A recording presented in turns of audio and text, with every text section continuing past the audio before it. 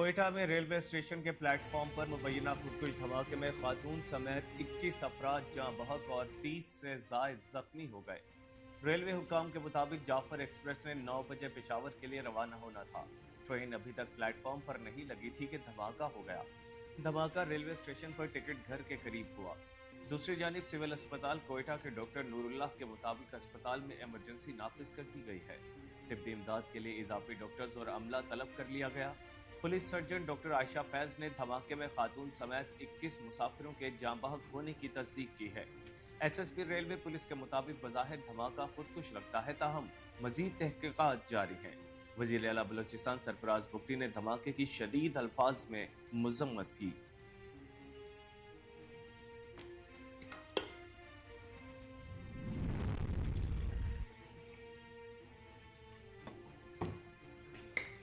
ترجمان دفتر خارجہ کا کہنا ہے کہ اقوام متحدہ میں پاکستان کو ایک اور کامیابی مل گئی۔ یو این کی فرسٹ کمیٹی نے پاکستان کی طرف سے پیش کی گئی 4 قراردادیں منظور کر لیں۔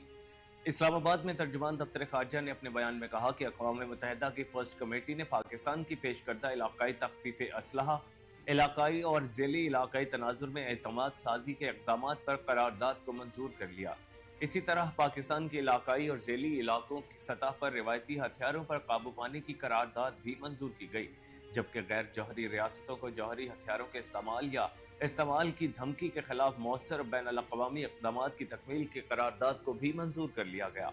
ترجمان دفتر خارجہ کا مزید کہنا تھا کہ تمام قرارداد کو پاکستان نے پیش کیا جنہیں مینوان منظور کیا گیا۔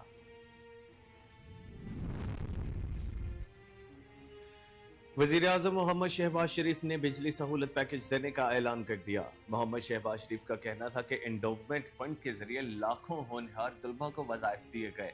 دسمبر، جنوری، فروری کے لیے بجلی سہولت پیکج دینے کا اعلان کیا ہے۔ بجلی سہولت کا پیکج کا اطلاق دسمبر 2024 سے ہوگا۔ گھریلو صارفین کے لیے اضافی بجلی پر فلیٹ ریٹ 26 روپے 7 پیسے ہوگا۔ بجلی صارفین کو 34 سے 47% تک بچت ہوگی۔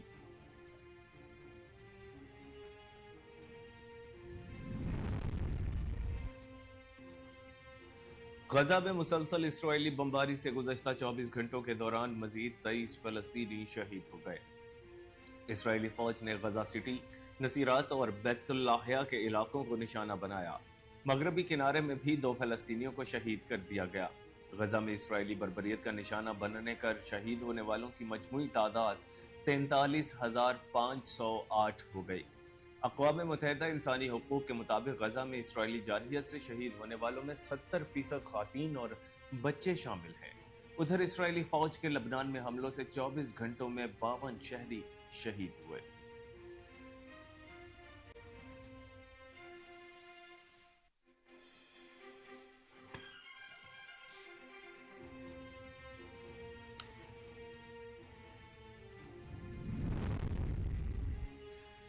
امریکہ کا اسرائیلی یرغمالیوں کی رہائی سے متعلق امریکی معاہدہ مسترد کرنے پر قطر سے حماس قیادت کو ملک بدر کرنے کا مطالبہ۔ برطانوی خبر ایجنسی کے مطابق امریکہ کی جانب سے قطر کو واضح پیغام دیا گیا ہے کہ دوحہ میں حماس قیادت کی موجودگی کو مزید قبول نہیں کیا جائے گا، کیونکہ فلسطینی مزاحمتی گروپ نے جنگ بندی اور یرغمالیوں کی رہائی سے متعلق نئی تجاویز کو بھی مسترد کر دیا۔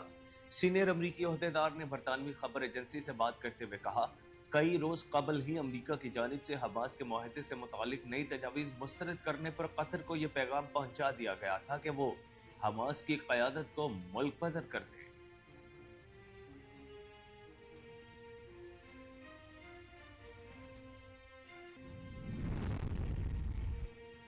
پاکستان نے فلسطین اور مشرق وسطیٰ میں قیام امن کے لیے 5 نکاتی قابل عمل منصوبہ پیش کر دیا ہے۔ پہلا قدم عرب ممالک اور OIC کی 11 نومبر کو ہنگامی کانفرنس منعقد ہونی چاہیے۔ مشاہد حسین نے کہا کہ کانفرنس میں فلسطینی عوام کی مشکلات کو کم کرنے کے لیے ٹھوس اقدامات کیے جائیں اور قیادت کرتے ہوئے ایک عالمی رہنماؤں کا وفد تشکیل دیا جائے، جس میں گلوبل ساؤتھ اور یورپ کے رہنماؤں کے ساتھ سعودی عرب، پاکستان، ترکیہ، انڈونیشیا، ملائیشیا، جنوبی افریقہ، الجزائر اور برازیل نیز ناروے اور آئرلینڈ کے وزرائے اعظم شامل ہوں، کیونکہ انہوں نے ریاست فلسطین کو تسلیم کیا ہے۔ انہوں نے مزید کہا کہ وفد فوراً واشنگٹن جائے اور منتخب صدر ڈونلڈ ٹرمپ سے ملاقات کرے اور نئے امریکی صدر پر زور دے کہ وہ امریکہ کی یک طرفہ اسرائیل کی کھلی حمایت کی پالیسی کو واپس لیں۔ مفکر پاکستان ڈاکٹر علامہ محمد اقبال کا 147واں یوم ولادت آج ملک بھر میں عقیدت و احترام کے ساتھ منایا جا رہا ہے۔ علامہ اقبال کے یوم ولادت کے موقع پر انہیں خراج عقیدت پیش کرنے کے لیے مزار اقبال پر گارڈز کی تبدیلی کی ایک پروقار تقریب منعقد کی گئی۔ پاکستان نیوی کے commander central Punjab rear admiral Azhar Mahmood تقریب کے مہمان خصوصی تھے۔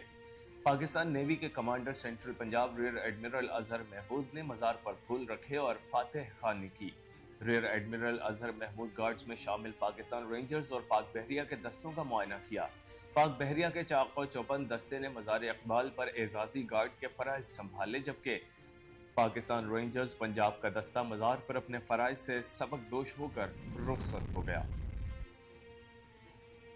وفاقی وزیر داخلہ محسن نقوی نے کہا ہے کہ اقبال کے فلسفے کے مطابق ہمیں مل کر ہر چیلنج کا مقابلہ کرنا چاہیے۔ خوشحال ملک بنانے کے لیے ہمیں علامہ اقبال کے فلسفہ خودی پر عمل کرنے کی ضرورت ہے۔ علامہ محمد اقبال کے یوم پیدائش پر پیغام جاری کرتے ہوئے وفاقی وزیر داخلہ محسن نقوی نے کہا، علامہ اقبال نے بر صغیر پاک و ہند کے مسلمانوں کے لیے علیحدہ وطن کا تصور پیش کیا اور قائد اعظم نے یہ خواب حقیقت میں بدلا۔ اقبال نے شاعری کے ذریعے مسلمانوں میں اتحاد، خودی اور یکجہتی کا جذبہ بیدار کیا۔ محسن نقوی نے کہا کہ کسی اور نے نہیں بلکہ ہمیں اپنی تقدیر خود بنانی ہے اور اسی میں کامیابی ہے۔ اقبال کے فلسفے کے مطابق ہمیں ہر چیلنج کا مقابلہ بھرپور طریقے سے مل کر کرنا چاہیے۔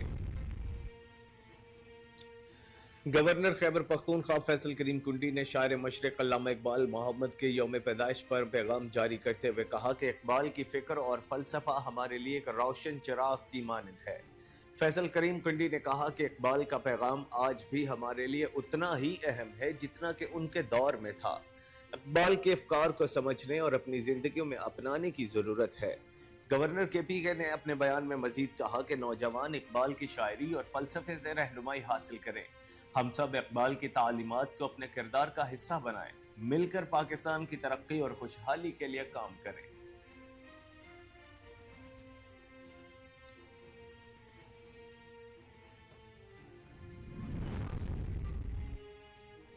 وفاقی وزیر اطلاعات و نشریات عطا تارڑ نے کہا ہے کہ میں نہیں سمجھتا بانی پی ٹی آئی کی رہائی کے لیے امریکہ سے کال آئے گی۔ عطا تارڑ نے کہا کہ سوشل میڈیا پر کہا جا رہا ہے کہ بانی پی ٹی آئی کی رہائی ہو جائے گی۔ پہلے امریکہ کے غلامی نامنظور کے نعرے لگائے، اب کیا غلامی منظور کے نعرے لگائے جائیں گے؟ ماضی میں نواز شریف کو کال آئی تھی کہ ایٹمی دھماکے نہ کریں، نواز شریف نے کال کے باوجود ایٹمی دھماکے کیے۔ امریکہ سے کال آنے والی مضحکہ خیز باتیں کی جا رہی ہیں۔ میرے سامنے بانی پی ٹی آئی کی رہائی سے متعلق کوئی مشاورت نہیں ہوئی۔ عطا تارڑ نے کہا کہ تحریک انصاف کا سنگجانی لاہور کا جلسہ ناکام ہوا، ناکامی ان کا مقدر بن چکی ہے۔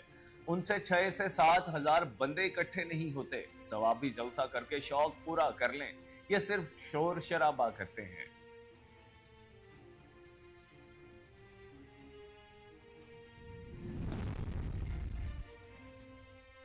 الیکشن کمیشن نے 20 اور 21 نومبر کی عبوری کاز لسٹ جاری کر دی۔ ذرائع ای سی پی کے مطابق فواد چودھری کے خلاف توہین الیکشن کمیشن اور چیف الیکشن کمشنر کیس سماعت کے لیے مقرر کر دیا گیا۔ سابق وفاقی وزیر فواد چودھری کے خلاف فرد جرم کی کارروائی ہوگی۔ اسی طرح بانی پی ٹی آئی کے خلاف توہین الیکشن کمیشن اور چیف الیکشن کمشنر کیس کی سماعت 21 نومبر کو ہوگی اور 48 سیاسی جماعتوں کی جانب سے سالانہ گوشوارے نہ جمع کرانے کے کیس کی سماعت بھی 21 نومبر کو ہوگی۔ ذرائع کا مزید کہنا تھا کہ سنی اتحاد کونسل، مجلس وحدت المسلمین سمیت دیگر جماعتوں کو نوٹس جاری کر دیے گئے ہیں، جبکہ سیاسی جماعتوں کی جانب سے سالانہ گوشوارے جمع نہ کرانے پر الیکشن کمیشن سماعت کرے گا۔ پنجاب میں اسموگ کے ڈیرے برقرار، فضائی آلودگی سے پنجاب کے وسطی اور جنوبی علاقے شدید متاثر، جس سے معمولات زندگی درہم برہم ہو کر رہ گئے۔ ایئر کوالٹی انڈیکس میں پاکستان کے آلودہ ترین شہروں میں لاہور کا دوسرا نمبر ہے، جبکہ پنجاب اور کے پی کے کئی شہروں میں بھی دھند اور اسموگ نے ڈیرے ڈالے ہوئے ہیں۔ پنجاب کی فضا مضر صحت قرار دے دی گئی ہے، جبکہ ملتان پاکستان کا آلودہ ترین شہر بن گیا۔ لاہور ہائی کورٹ نے پنجاب بھر میں مارکیٹس رات 8 بجے بند کرنے کا حکم دے دیا، جبکہ پنجاب بھر میں اتوار کو بھی تمام بازار بند رہیں گے۔ سموک سے متاثرہ 4 ڈویژن کے 18 اضلاع میں کھیلوں کے میدان، عجائب گھر اور چڑیا گھر سمیت تمام تفریحی مقامات بھی 17 نومبر تک بند رہیں گے۔